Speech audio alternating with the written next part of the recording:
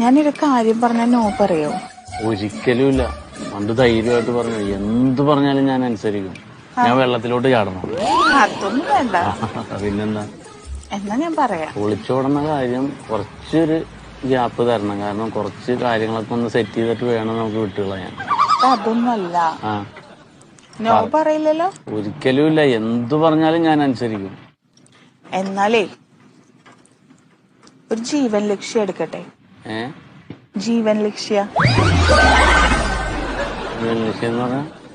ജീവൻ ലക്ഷ്യ പോളിസിയില്ലേ?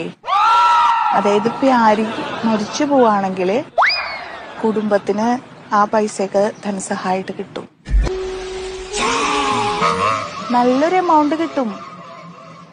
കുടുംബം അനാഥാവേണ്ടി വരില്ലല്ലോ. ഞാൻ മരിച്ചാലാ? ആ LIC ഏജന്റാണോ? അതെ.